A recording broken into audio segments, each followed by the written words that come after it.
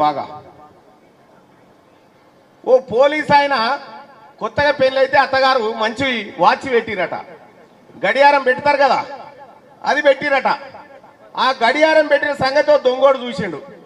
అమ్మ ఈ గడియారాన్ని నేను ఎట్లయినా ఎత్తుకపోవాలి పోలీస్ ఆయన దగ్గర నుంచి అని చెప్పి ఎస్ఐ ఆయన ఇక రోజు ఆయన పోలీస్ స్టేషన్ పోయి ఇంటికి వస్తా ఉంటే గడియారం చేతుకున్నదా లేదా అని చూసుకుంటాడట.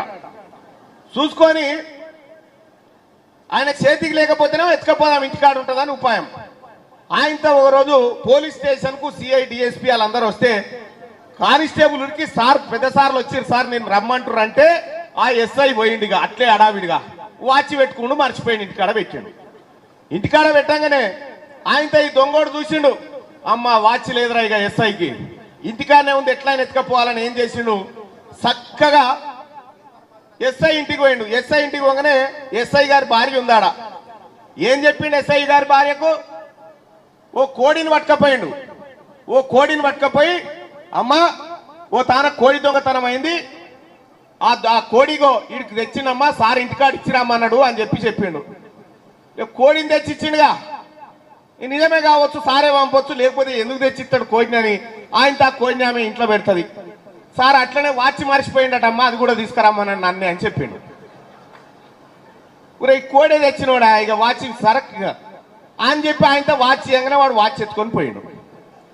వాచ్ ఎత్తుకొని పోయిండు. ఆ తర్వాత ఏమైంది మళ్ళా ఆ ఎస్ఐ గారి ఇంటికి వచ్చే ఈ కోడి ఎక్కడిదే అన్నాడు. నువ్వే పంపించినవాడు కదా ఎన్నో కోడి దొంగతనం అయితే ఇంటికి పంపించినవాట ఇంటికాడ ఉన్నదని చెప్పాడు. నేనెందుకు పంపించిన ఇంట్లో పినిగేలా అయ్యో వాడు వాచ్ కూడా తెమ్మన్నవాట వానికే ఇచ్చి తోలిన అంటది. వాచ్ వీకింది అట్లే లొలి పెట్టుకుంటున్నారు అయిపోయింది.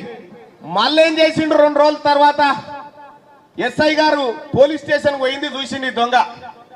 చూసి ఏం చేసిండంటే కానిస్టేబుల్ డ్రెస్ వేసుకొని పోయిండు మళ్ళా ఎస్ఐ గారి ఇంటికి పోయి అమ్మ కోడి దొంగ దొరికిండు సార్ కోడిని తెమ్మంటుండు అని చెప్పిండు. కోడిని కూడా ఎత్తుకొని పోయిండు నిజమే అనుకోని. ఇటు కోడి పోయింది వాచ్ పోయింది.